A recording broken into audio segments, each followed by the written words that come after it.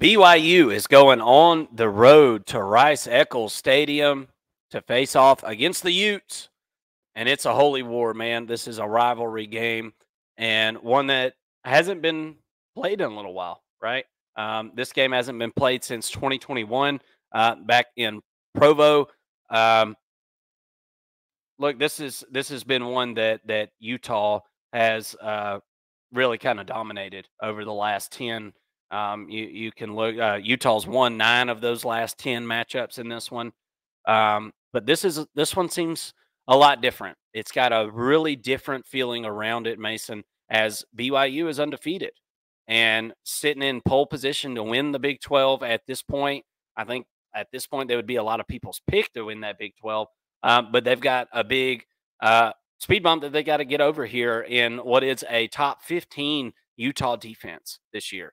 Kyle Whittingham, he's one of the best coaches in the game. The last couple seasons have been tumultuous, I guess you'd say. They've been kind of flubbed up. The whole Cam Rising situation has been really up in the air for, I don't know, 24 months now. You know what I'm saying? So that's really kind of been a whirlwind, and the quarterback position has been a tough one to kind of deal with for Utah over the last couple years. But this game's got historically some really close matchups. We're going to pull up some stats here that we can kind of look at whenever Mason gets those ready. He can put those on the screen. But yeah, man, this is a really interesting matchup in my opinion. I think BYU has got some clear advantages here in this one, Mason. I think BYU's got the clear advantage at that quarterback position, as I mentioned. Retzlaff has been really, really good this season. But the most important or I guess the most impressive part of this BYU team to me, Mason, is the way that they've been able to win in a multitude of different ways this season. They've won with their offense against Oklahoma State. They've won with their defense against Kansas State, Baylor, SMU, a team that has been – now it was earlier in the season, but SMU's been a buzzsaw offensively. I mean, they've scored a ton of points this season under Rhett Lashley and joining the ACC this season. And that's SMU's only loss this season at all, as they're sitting in a pole position there to make it to the ACC championship game. So not only has BYU gone undefeated, but they've beaten ranked teams along the way. They've beaten teams that are contenders in conferences in Kansas State and SMU, as I mentioned. And they've done it with defense. They've done it with offense. They've done it at with game-winning drives. They've beaten teams to a pulp. They've done it all this season. So I've been really impressed with the versatility of this group.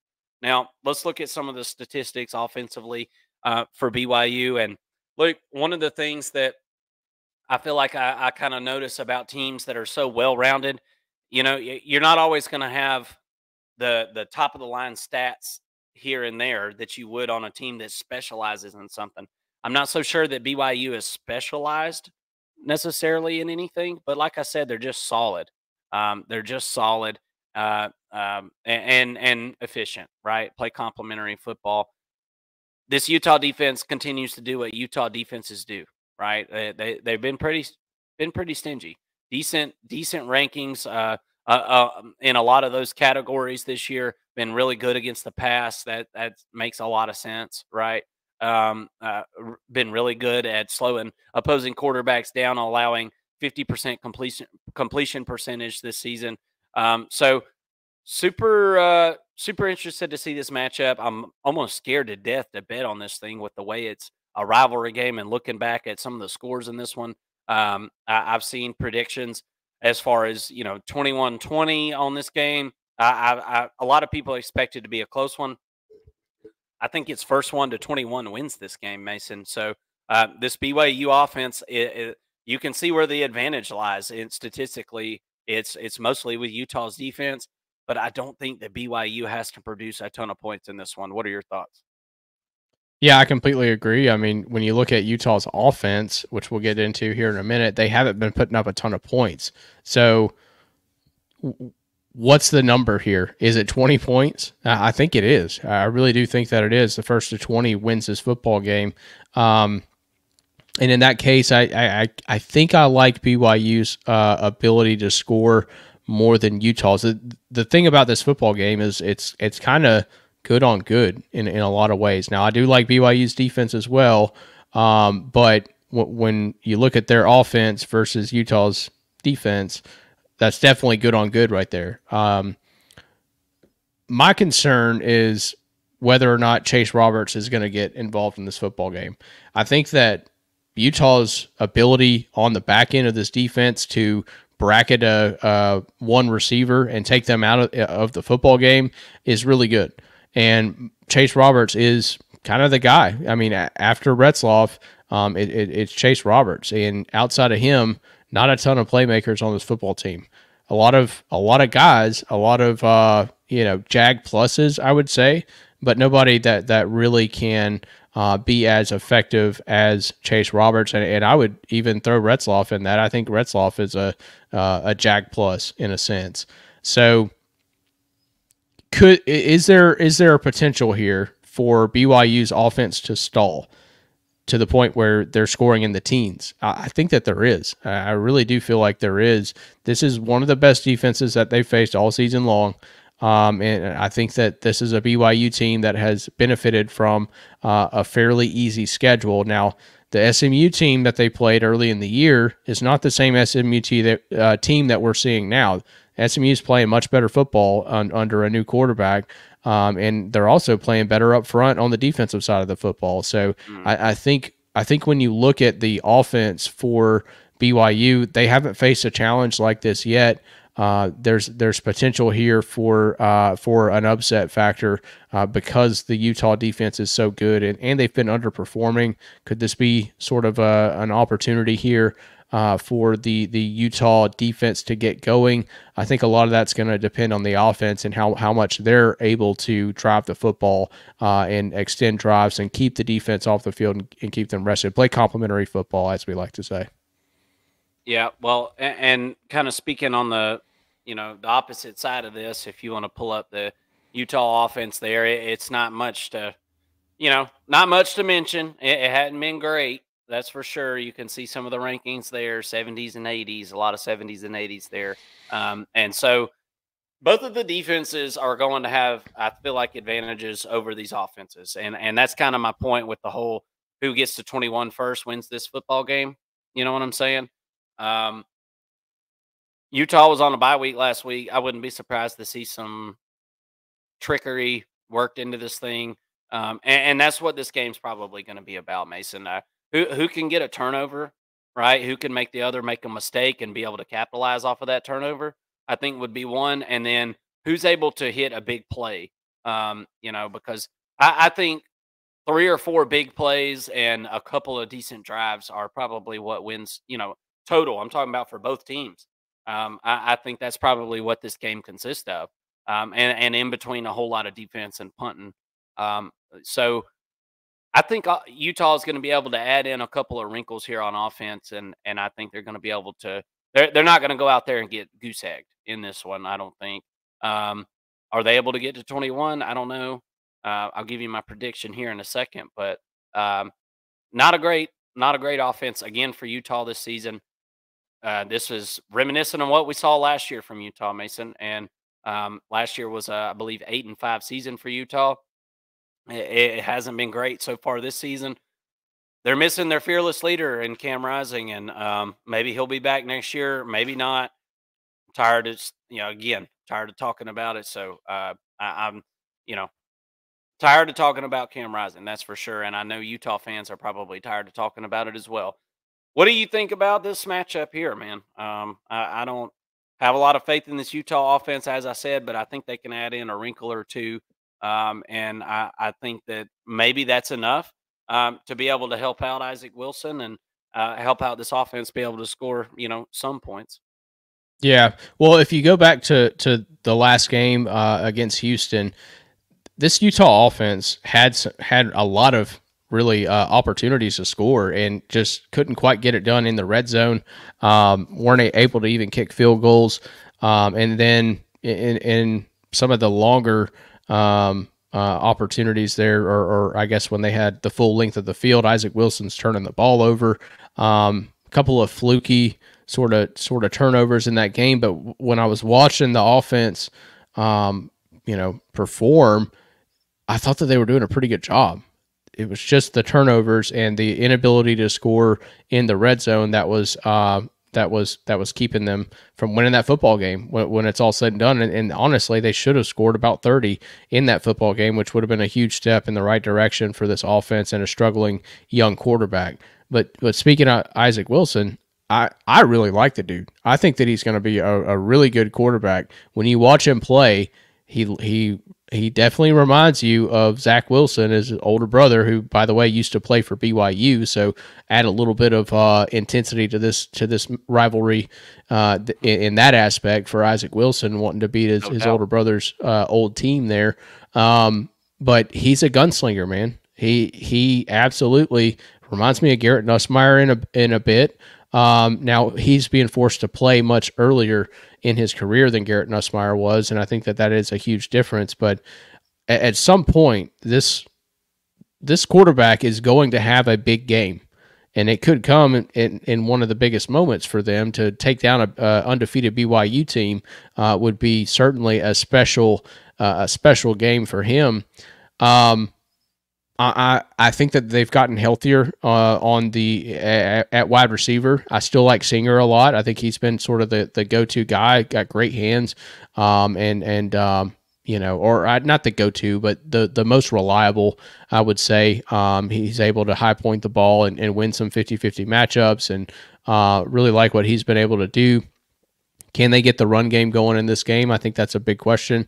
But ultimately, to me, I think that Utah has a real good chance at winning this football game if Isaac Wilson does not turn the ball over.